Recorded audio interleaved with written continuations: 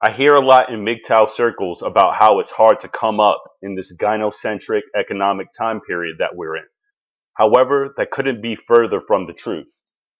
I've been thinking about my ups and downs that I've experienced in my own career, and now that I'm finally starting to earn at a slightly higher level, I want to impart on you, my listeners, how you can be able to make more money with the job that you currently have. The phrase hard work pays off is too broad of an expression, and once again misses the mark when it comes to context. This video is going to give you the blueprint for earning more income. The secret is overtime. Overtime pay. Time and a half rate. That is what these companies don't tell you. That is the elephant in the room. That is the great equalizer. Now, I know you may be thinking, what about work-life balance? Wouldn't that make me a workaholic and have a boring life? Absolutely. Let's do some mathematics here. You can earn double your pay by working 28 hours of overtime every 2 weeks. 28 hours divided by 10 business days, and you're looking at about 3 hours of overtime a day. Now, for most people, they don't want to do that. They don't want to work 108 to 110 hours every 2 weeks. That's understandable, but my argument is this. It's harder to get a second job on top of the job that you currently have. It's also even harder to get a second job that's going to pay you the overtime rate. So while you're spinning your wheels, trying to make more income with Lyft or Uber or Postmates, etc., you can be working the overtime rate at the current position you're in. This is why what profession you choose is important. I've had conversations with managers before, and they've told me that it's not fair that they have a higher salary, but that they don't get overtime. Hourly workers don't understand this secret. It's not even a secret. It's just that people don't pay attention to it. The reason why people don't think about it or like overtime is because they don't like their job at all. That's why. Once again, I've made my videos previously about education, details, reading, etc. Specifically, that information utilization is the skill needed to be successful. The key in this video is that you, my listener, need to look for this when you're looking for a job. The ability to work overtime hours for that overtime pay. Okay? Now, not every job offers overtime. Companies are not going to give a kid flipping burgers overtime pay, but they will give an accountant overtime pay. Companies are not going to give a barista overtime pay, but they will give an engineer overtime pay. Companies will not give a waitress overtime pay, but they will give a doctor overtime pay. You see where I'm going with this?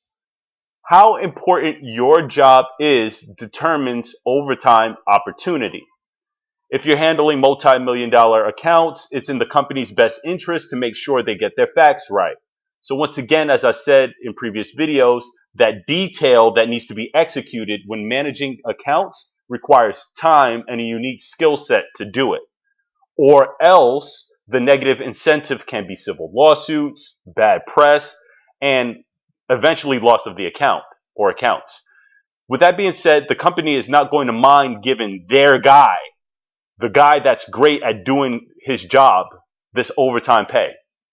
You see where I'm getting at here? So it's not just about hard work.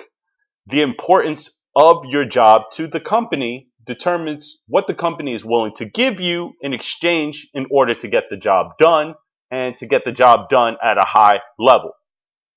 It's not just about hard work. So when you hear the words from your boss, overtime is authorized, you need to jump on that shit like fat kids jump on cake and ice cream. Also, when you're looking for a new job, it is of the utmost importance to understand the nature of work that the company is declaring. You have to look at the job description. The job description will tell you cryptically if there's going to be overtime opportunities involved. Let me contextualize this. When you read on the job description, handling customer complaints, guess what? That's customer service. Do you really think that a company would give overtime for a customer service position? Probably not.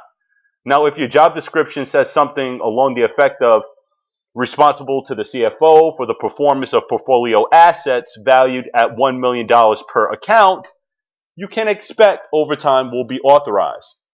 So once again, the job description is huge. It's vital to your upward mobility. Now you're going to hear more bullshit from women about how companies are oppressing them because they don't get paid more than a man. And also how there's a gender wage gap in the US, yada, yada, yada, yada, and yada. It's all bullshit. I've never seen a woman work overtime ever. Never. Ever, ever, ever, ever, ever have I seen a woman work overtime. Call me a misogynist. I don't give a fuck. I'm telling you. I've never seen a woman work overtime. Or I should say, hot woman, attractive woman, the ones you want to smash and dash on. Ugly woman, maybe they work overtime, but they don't do it for more money or that they like what they do. They do it because they want to fuck someone that's working overtime. They want that office romance. Okay? So men, with that being said, you have to know what an opportunity is. If your job offers overtime, take it. Don't look at it like it's some taboo, nasty, gross thing. And the best part about the overtime secret is that not everyone does it. And you don't have to do it forever. You can just do it enough to build up extra money to invest, start a side business, and make real money. In other words, this is how you get from step 0, where you're just working paycheck to paycheck, to step 1, where you have enough money to start investing and or have a side business. Okay? Now you may be thinking, how much money is it to start your own business? Well, that depends on the state that you're in and how much your business lawyer is going to cost you to make your own company. I'll give you an example. Where I'm at in the West Coast, it cost me about $2,000 to start my own company. So once again, it depends from state to state. I highly recommend doing your due diligence on this. Now I want to take the last part of this video to talk to you about how you, my listener, can help me. First, let me remind you why I make videos in the first place. I make videos because I believe that everyone should have the opportunity to be their own boss, be their own manager, make their own money, and live a better life. You can't live a better life if you don't know what to look for and how to take advantage of it. Some videos I may talk shit, of course, but for the most part, I make videos because hopefully that right person that needs to hear this does, and that I was able to change their life for the better. That's all I want. I see so many homeless people in the city that I'm at. Some of them are veterans, just like me. Now, I don't want to be homeless again. I remember that feeling of no one gives a shit about me. For 2 weeks, I was sleeping on trains back in New York, lived in a homeless shelter. Now, this was before I joined the military back in the summer of 2005. Now, why did I subject myself to this? It was because a family friend of mine was abusing his kids, and I was living in that apartment at the time. Instead of doing something that would have landed me in prison, I decided to leave. This is why I do what I do. That's my motivation, to give people the opportunity to be good people and to give people autonomy over their lives. It's not about money. I just want to really see people succeed beyond the bullshit. With that being said, I need you, my listeners, to share my videos with 10 people and get them to subscribe. Why? Ad revenues. That's why.